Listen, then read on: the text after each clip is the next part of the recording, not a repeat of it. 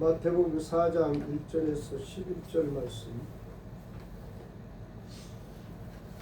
한 목소리로 낭독합니다. 그때에 예수께서 성령에게 이끌려 마귀에게 시험을 받으러 광야로 가사 40일 밤낮으로 금식하는 후에 죽이신지라. 시험하는 자가 예수께 나와서 이르되 내가 만일 하나님의 아들이었다면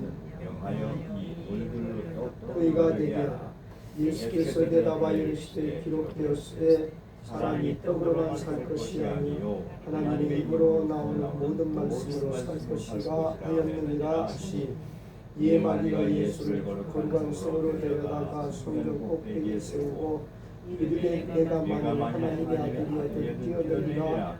기록되었으되 그가 너를 위하여 그의 사자들을 명하시리니 그들이 손으로 너를 받들어 발이 돌에 부딪히지 않게 하리라 하였느니라. 예수께서 또 기록되었으되 주 너희 하나님을 시험하지 말라 하시니 마귀가 또 그를 데리고 지극히 높은 산으로 가서 천하만국과 그 영광을 보여 이르되 만일 내게 드디어 경배하면 이 모든 것을 내게 주리라.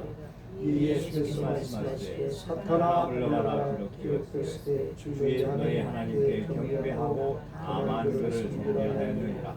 이에 마귀는 예수님을 떠나고 천사들이 나와서 수종되니라.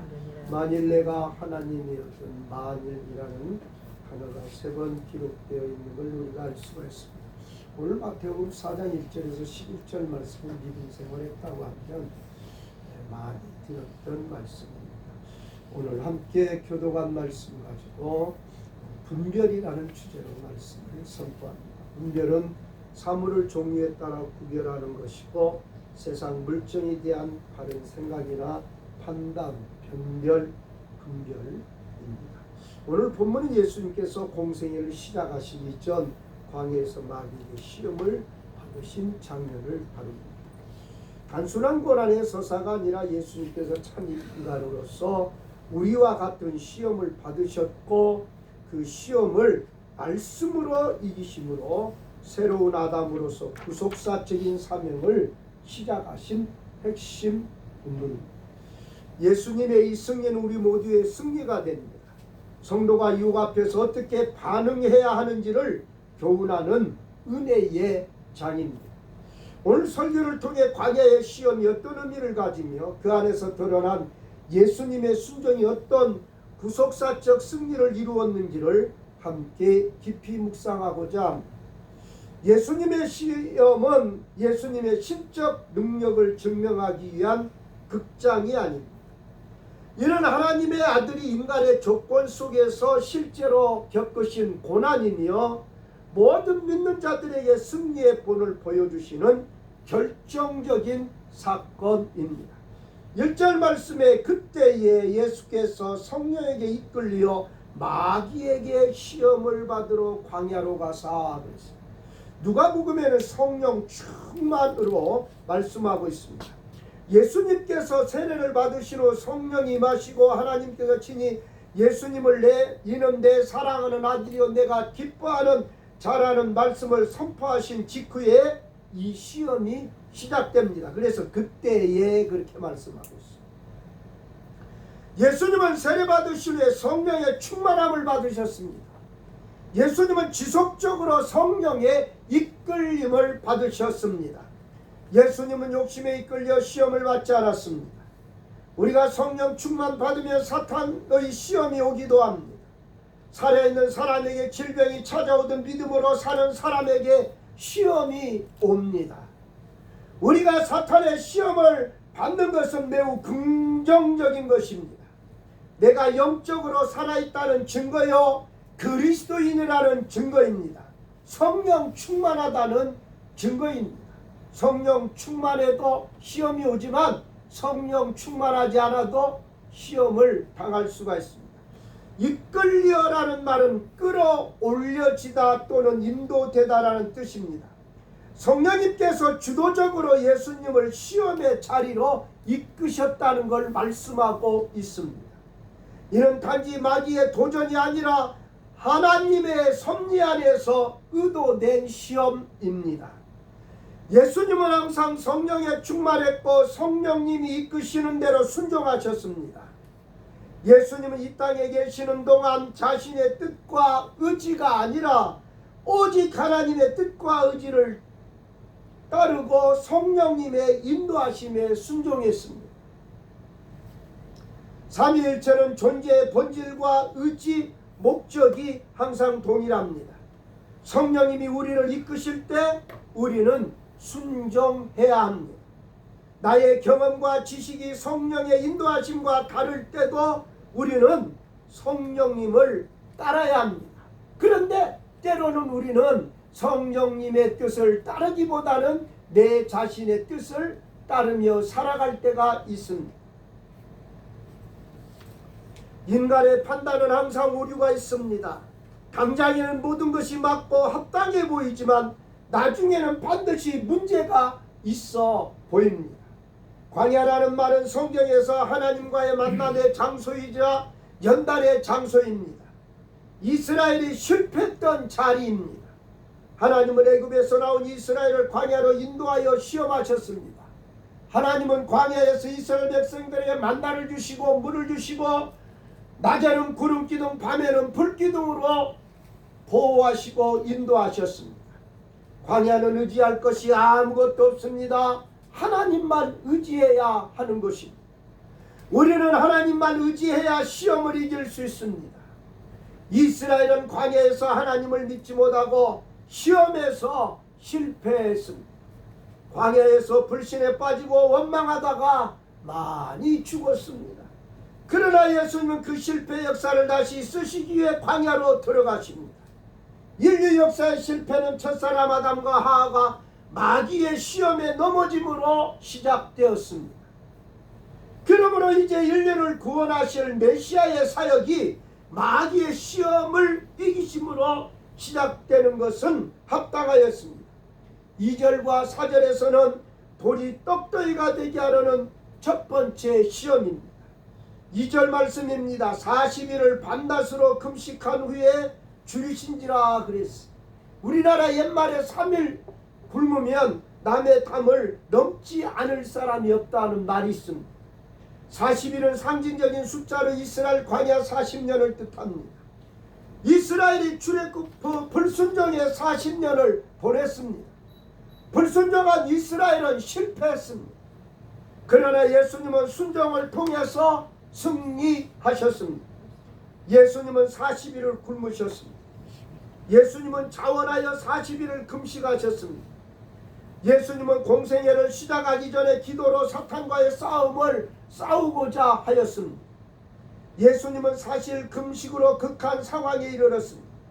구약에 보면 모세도 2번이나 40일을 금식하였습니다. 예수님은 배고픈 백성들을 돕기 위해서 먼저 굶주리셨습니다. 당시의 이스라엘은 로마의 식민지로서 극심한 가난에 시달리고 있었습니다. 이스라엘 백성들은 하루 한 끼 먹을 정도로 굶주렸습니다. 지금도 이 지구상에는 굶어 죽는 사람이 많습니다. 우리나라도 1960년대 이전에는 절대 빈곤에 시달렸습니다. 예수님은 금식하심으로 배고픈 사람들의 배고픔을 이해하셨습니다. 예수님은 40일 동안 굶으셔서 배가 많이 고프셨습니다. 우리 자신도 본의 아니게 굶을 때가 있습니다. 저 자식이 굶주릴 때 시험은 더욱 어렵습니다. 그러나 우리는 40일 굶으신 예수님을 믿음으로 우리는 이긴 것을 알 수가 있습니다. 시험하는 자는 예수님의 약점을 잘 알고 공격했습니다. 이 시험하는 자 마귀는 우리에게 무엇이 필요한가를 잘 알고 있습니다. 그래서 그걸 가지고 우리를 시험하고 있습니다. 3절 말씀에 시험하는 자가 예수께 나와 이르되 내가 만일 하나님의 아들이여든 명하여 이 돌들이 떡더기가 되게 하라 그랬습니다. 마귀는 항상 시험했습니다. 마귀의 시험은 예수님의 정체성을 의심하게 만들며 자신의 필요를 스스로 해결하라고 유혹합니다. 이는 창세기 3장에서 뱀이 하와를 유혹할 때와 동일한 방식입니다. 아담과 하와를 시험한 데면 아담과 하와를 속였고 이겼습니다. 이번엔 마지막 아담인 예수님을 찾아왔고 시험합니다. 시대는 변하고 세월은 흐르나 인간도 변하지 않고 마귀도 변하지 않습니다. 마귀의 시험은 테스트가 아닙니다. 마귀의 목적은 하나입니다. 넘어뜨리는 겁니다. 마귀는 유혹하는 자입니다. 절대 속으면 안 됩니다. 아무리 좋아도 아무리 이대도 목적은 우리를 넘어뜨리는 겁니다. 만일 이 질문은 3번의 시험 모두에 사용됩니다. 마귀는 예수님을 잘 압니다. 사람보다 귀신들이 더 잘 알고 마귀는 더욱 잘 압니다. 귀신들은 예수님을 보고 당신은 하나님의 아들이라고 말합니다. 그럼에도 마귀는 예수님을 향해 내가 만일 하나님의 아들이었더니라고 말합니다. 속이려는 것이고 넘어뜨리려는 목적입니다. 하나님의 아들이란 말. 그럴 능력이 있느냐며 비웃거나 깔보면서 놀립니다. 마귀의 도전은 거짓말로 예수님을 조롱합니다. 너는 하나님의 아들이 아니다. 넌 절대 이 돌을 떡으로 만들 수 없다. 비웃거나 깔보면서 놀립니다. 마귀는 빵 문제를 통하여 예수님을 시험했습니다. 마귀는 광야에 있는 많은 돌을 떡으로 바꾸어 먹으라고 했습니다. 마귀의 유혹은 매우 달콤한 유혹입니다. 하나님은 돌들로도 이스라엘 사람이 되게 하실 수 있고 예수님은 돌들로도 떡을 만들 수 있습니다. 예수님은 창조주이시기 때문에 무에서 유를 만드신 분이기 때문에 그렇습니다. 그러나 우리가 섬기는 하나님은 상식에 빗나가지 않습니다. 상식에 무시하지 않습니다. 마귀는 예수님이 하나님의 아들 그리스도로서 먼저 빵 문제를 해결하라고 했습니다. 우선 그리스도 너 자신의 배고픔을 해결하라고 합니다. 더 나아가 내가 그리스도라면 이스라엘 백성들과 전 인류의 배고픔을 먼저 해결해 주라고 합니다. 예수님께서 십자가상에 달릴 때 두 강도 중에 한 흉악한 강도는 내가 그리스도냐? 그러면 너도 살고 나도 살자 그렇게 말했어요. 그때 한 강조가 우리는 십자가에서 처형을 받는 것은 당연하지만 예수님은 십자가에서 처형을 받는 것이 당연하지 않다고 말했습니다. 그러면서 한 강도는 말하기를 당신이 나라에 임하실 때 나를 기억하소서라고 말했어요.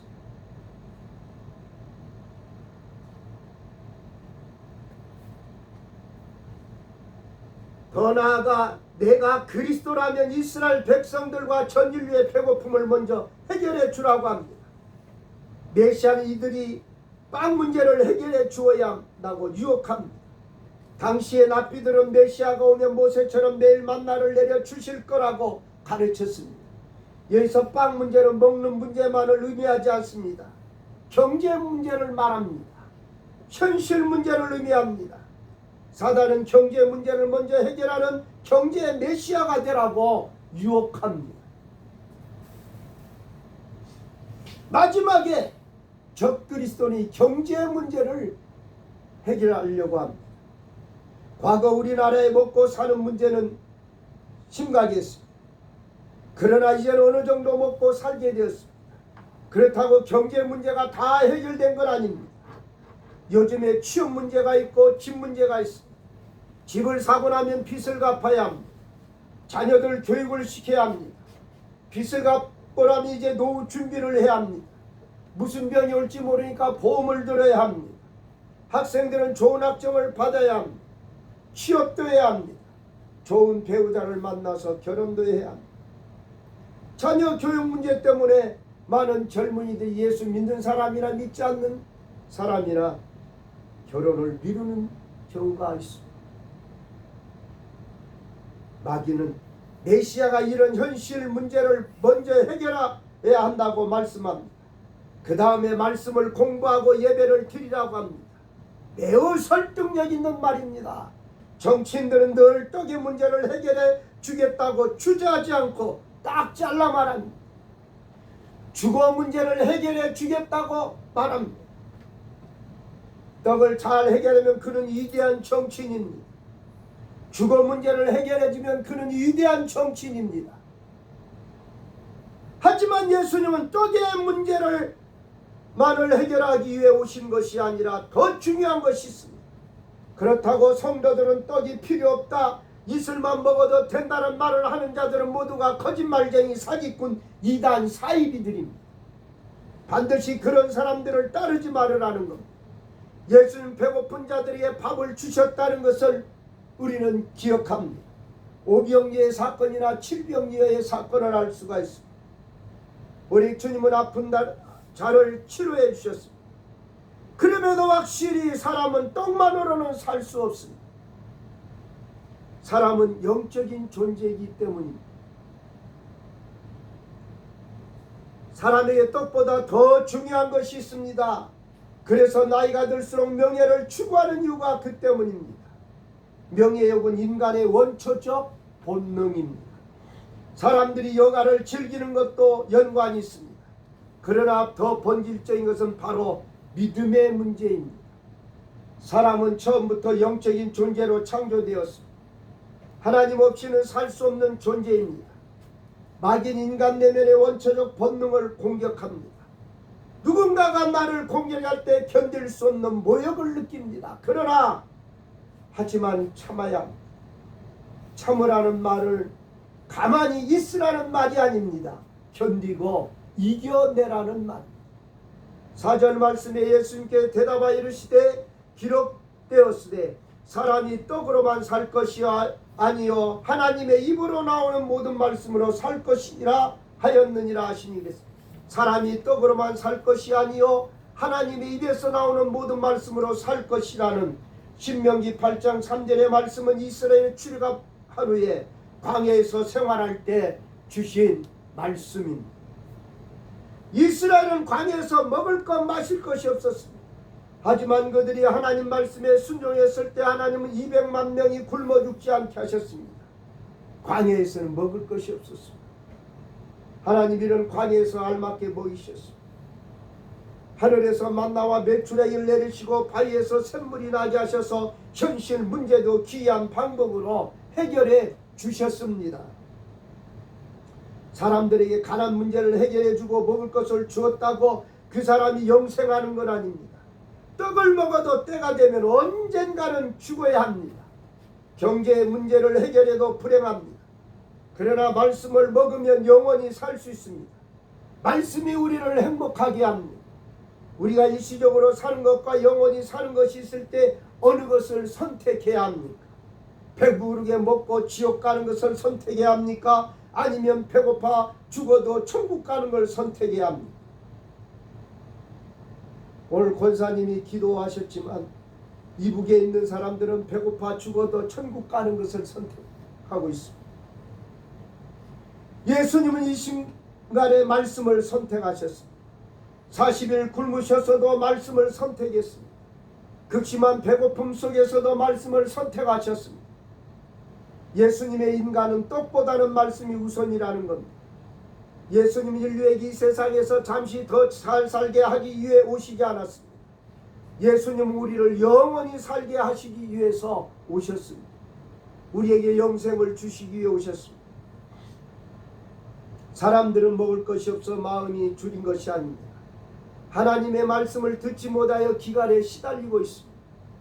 말씀을 주어야 사람은 진정으로 행복한 것을 아셨습니다. 말씀을 먹어야 사람은 영원히 살 수 있습니다. 말씀은 바로 예수 그리스도입니다. 우리는 예수 그리스도의 살과 피를 먹어야 살 수 있습니다.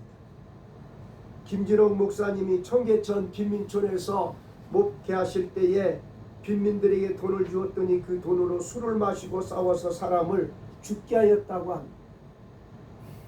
한번 도와주니 계속 도와주길 바라는 거지 근성이 생겼다고 합니다. 김진옥 목사님은 사람들에게 정말 필요한 것이 돈이 아니라 말씀이라는 것을 깨달았다고 합니다.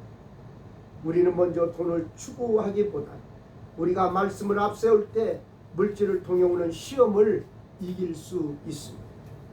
우리의 신앙생활에 가장 주의해야 할 것이 있다면 물질 문제입니다. 우리는 오직 하나님 나라를 구해야 합니다. 그러면 돈을 주시고 자녀 교육도 마찬가지입니다.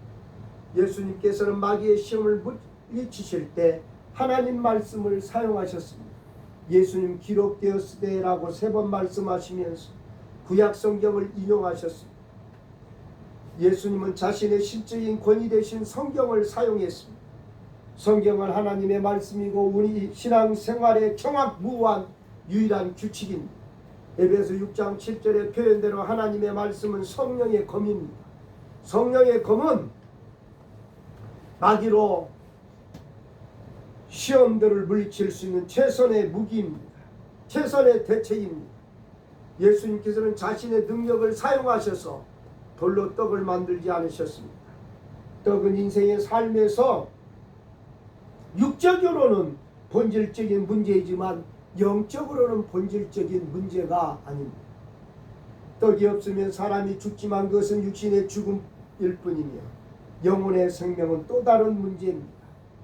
많은 사람이 돈에 절대 가치를 두고 살고 있지만 주님께서는 부자가 천국에 들어가기가 매우 어렵다고 말씀하셨습니다. 사도 바울도 돈을 사랑한 일만하게 뿌리라고 말했습니다. 돈보다 더 중요한 건 죄삼과 의와 영생을 주는 하나님의 말씀입니다. 우리가 먼저 그의 나라와 그 일을 구하면 하나님이 우리의 현실 문제도 해결해 주십니다. 하나님의 백성은 육적인 필요보다 말씀의 순종함으로 살아야 함을 보여주고 있습니다. 5절 말씀입니다. 5절에서 7절은 성전 꼭대기에서 뛰어내리라는 말씀이에요. 이에 마귀가 예수님을 거룩한 성으로 데려다가 성전 꼭대기에 세우고, 이 성전은 헤롯 성전이라고 하는 것으로 역사가 요스푸스에 의하면 높이가 50m 정도가 된다고 합니다. 약 25층의 높은 건물입니다. 거기서 뛰어내리라는 겁니다. 6절에 이르되 내가 만일 하나님의 아들이어든 뛰어내리라 기록하였으되 저가 너를 위하여 그 사자들을 명하시리니 저희가 손으로 너를 받들어 발에 부딪히지 않게 하리로다. 그렇게 말했습니다. 마귀는 예수님을 성전 꼭대기에 세우고 뛰어내리라고 했습니다. 성전에서 뛰어내리면 기드론 시내로 떨어진다고 합니다. 하나님의 말씀에도 하나님께서 사자들을 명하여 발이 땅에 부딪히지 않게 하겠다고 말씀하셨으니 안심하고 뛰어내리라고 했습니다. 예수님이 말씀으로 사탄을 물리치자 사탄도 말씀에 기초해서 예수님을 시험했습니다. 마귀는 예수님께 노리는 것이 무엇입니까? 예수님이 성전에 뛰어내리면 사람들은 환호할 겁니다. 슈퍼스타 지저스 매스컴에도 돼서 특별할 겁니다. 사단은 예수님을 많이 유해 주는 것처럼 보입니다. 그러나 여기에는 마귀가 심어놓은 독약이 있습니다. 뛰어내리는 건 하나님의 뜻이 아닙니다. 자신의 명예욕에 기초한 겁니다. 말씀을 이용하여 명예욕을 구하면 과연 하나님이 받아주시는지 받아주시지 않는지 테스트 해보라는 겁니다. 하나님이 자신을 사랑하는지 하나님의 능력이 있으신지 하나님의 말씀은 진실한지 시험하도록 했습니다. 교만하게 하나님을 테스트 해보라는 겁니다. 마귀가 두 번째 노리는 것은 교만해서 하나님을 나의 마음대로 부리고자 하는 것입니다. 사람들 앞에서 명예과 권세를 이용해서 교만을 부추깁니다. 이스라엘 역사에서 보면 이 영적 교만의 문제는 심각합니다. 하나님의 크신 능력으로 이스라엘을 출애굽시켰습니다. 10가지 재앙을 내리시고 홍해를 가르셨습니다. 하늘에서 만나 내려주시고 메추라기를 내려주셨습니다. 바위에서는 샘물 나게 하셨습니다. 이스라엘이 이렇게 크신 능력을 체험하고도 하나님을 10번이나 시험했습니다. 목이 마르자 하나님이 살아계신가 하며 하나님을 시험했습니다. 하나님이 물을 주시지 않으면 하나님이 없다고 말했습니다. 영적 교만은 내가 하나님이 되어서 하나님을 내 하인으로 부리는 것. 사람들은 말씀을 잡고 기도합니다. 나의 소원을 주님께 아뢰니다. 금식 기도도 합니다. 그러나 때로는 하나님이 우리의 기도를 들어주시지 않을 때가 있습니다. 하나님은 누구보다 우리를 잘 아시는 분입니다. 우리에게 필요하지 않기 때문에 우리의 기도를 들어주시지 않는 겁니다. 우리에게 해가 됨으로 안 들어주실 때도 있습니다. 하나님의 때가 아니므로 아직 안 들어주실 때도 있습니다. 하나님은 아브라함이 25년 자식을 주시지 않았습니다. 요셉은 노예가 되고 감옥에 갇혔습니다. 그런데 이런 것으로 하나님을 불신하는 사람이 있습니다. 하나님을 대적합니다. 문제에 빠집니다. 하나님이 내 마음대로 움직이는 로봇가 아닙니다. 하나님이 내가 시키는 대로 하시는 종이 아닙니다. 우리는 하나님을 내 마음대로 움직이고자 하는 교만을 회개해야 합니다. 우리가 믿음으로 살아도 항상 복만 오는 것은 아닙니다. 고난이 올 때도 있습니다. 그래도 우리는 하나님을 찬양해야 합니다. 인제 UBF 천사라 사모는 믿음의 가정을 이루고 믿음으로 선교사로 갔습니다. 그러나 남편이 뇌출혈로 식물인간이 되었습니다. 21년 동안 매일 환자씩 5캔을 시간 맞추어 드려야 했습니다. 욕창을 관리기에 매일 2시간마다 자세를 바꿔주어야 합니다. 매일 하루 한 번씩 침대에 앉혀야 합니다. 그리고 매일 대소변 관리를 해야 합니다. 하나님 너무합니다. 믿음으로 살아도 별 수 없습니다. 이렇게 원망하면 안 됩니다. 천사라 사모는 내 은혜가 내게 족하다는 말씀을 잡고 시험을 잘 극복하였답니다. 하나님은 그녀를 통해 인제대 UBF를 허락하시고 시부모와 그 동네 사람들을 구원하셨습니다. 이번에는 마귀가 시편 91편을 인용하여 유혹합니다. 마귀도 때로는 자신을 천사로 가장한다는 것을 잊으면 절대 안 됩니다. 마귀도 성경을 어느 정도 알지만 바로 해석하거나 적용하지 못합니다. 오늘도 마귀의 종된 많은 이단들과 거짓 목사들이 성경을 인용하지만 그것을 바르게 해석하지 못하고 바르게 적용하지 못합니다. 그러나 이는 말씀을 왜곡하여 하나님을 시험하게 하는 유혹입니다. 하나님은 아무나 보호하지 않으십니다. 그러나 마귀는 교묘하게 말씀을 가져와 왜곡시킵니다. 하나님을 시험하고 하나님의 뜻을 왜곡시켜 잘못된 길로 인도합니다. 하나님의 말씀을 들으면 성경이 있는 내용이고 분명히 하나님의 말씀이지만 마귀는 왜곡시키고 오해하게 만듭니다. 주보를 보겠습니다.